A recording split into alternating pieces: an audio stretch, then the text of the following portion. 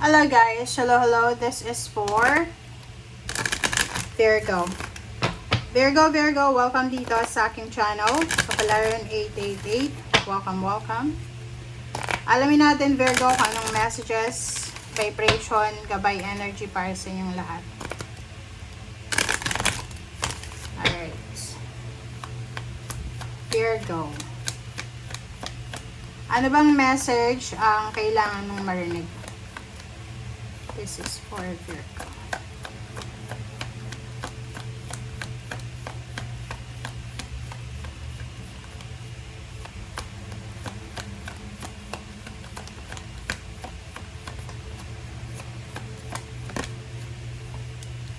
Okay, Virgo.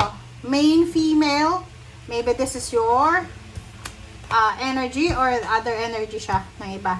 28 expectation. No. Babaeng Virgo to. Wala ka pa bang asawa? Wala kang boyfriend? Wala kang planong magpakasal? Gusto mong maging single? Tawag doon? Hindi single.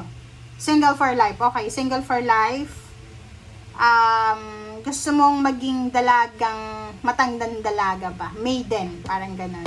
So, nakikita ko sa'yo dito na pag-isipan mo yung mabuti if you are related sa barahan na yan. Pag-isipan mong mabuti. Okay? Sayang, mag-asawa ka, magkaroon ka ng relationship. Okay? But, it's up to you. Kasi, ang window na to, sabihin nating window, pero paano mo siya bubuksan? So, ibig sabihin, walang expectation dapat sa'yo. Kasi hindi ka sigurado.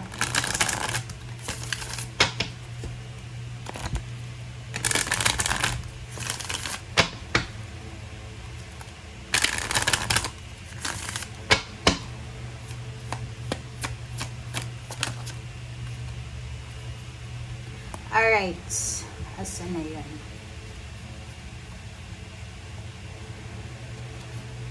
Okay, self-employment.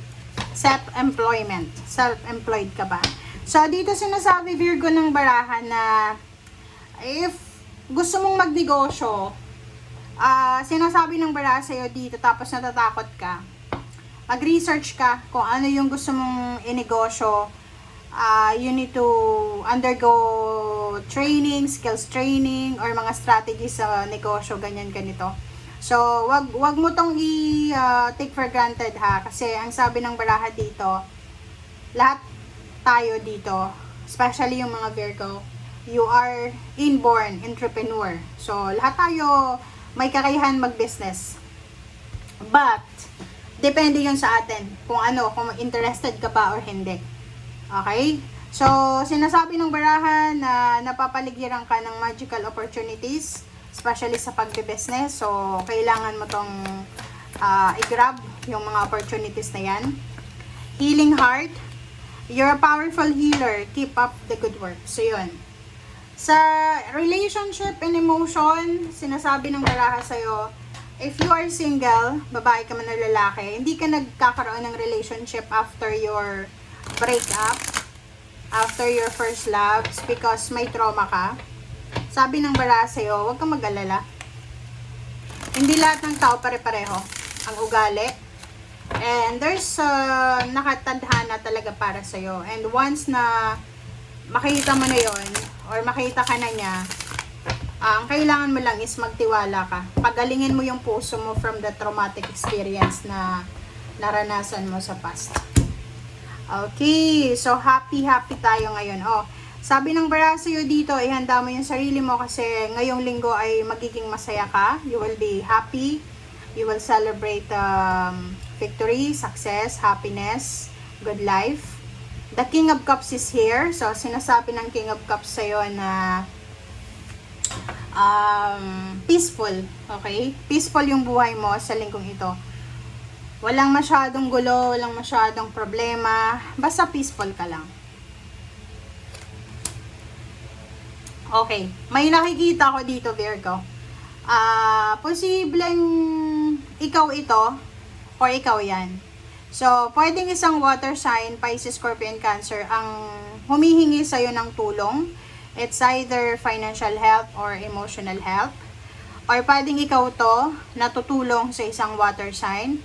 Kasi yung water sign na to is possible na may problema siya sa emotion. May problema siya sa emotion.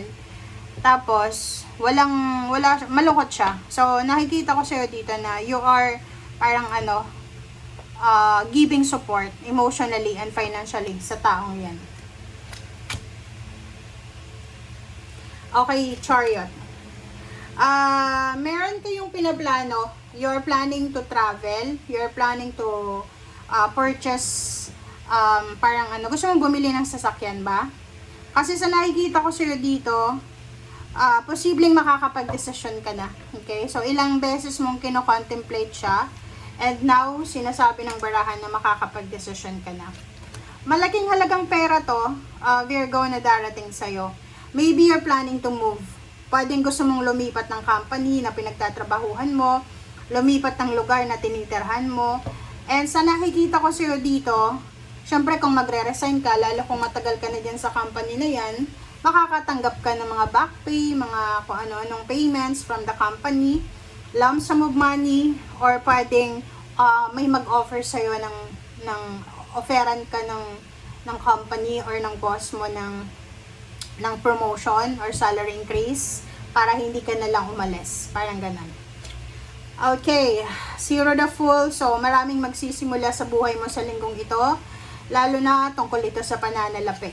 Okay? Love life, ganun din. So, sinasabi ng bara sa'yo dito na ihanda mo ang sarili mo kasi next year, sigurado yan. Pwedeng yung iba sa inyo na single, may magkakagusto sa inyo, babae man kayo or lalaki. Doon sa may mga traumatic na experiences sa kanilang love life, sinasabi ng barahan na kailangan mo ng healing. So, take a risk. Kung gusto mong maging masaya, mag-take ka ng risk. Okay? Sabi na love life and work to. So, yun. Ang nakikita ko sa'yo dito, posibleng bumalik ka sa dati mong pinagtatrabahuhan. Okay? Or posibleng bumalik ka sa lugar kung saan ka galing. Like sa province or sa place of birth mo. Another is pwedeng love life yan. Pwedeng magkakabalikan yung magkarelasyon dati. Dating mag-asawa, dating mag-boyfriend, dating mag-girlfriend, dating magkaibigan. Maraming magbabalik sa'yo. Okay?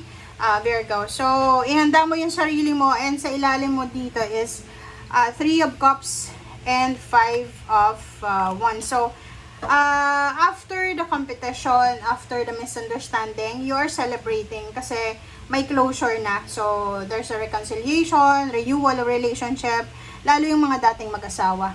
Okay? And celebration because natapos na yung gulo sa buhay mo. Thank you guys. Bye!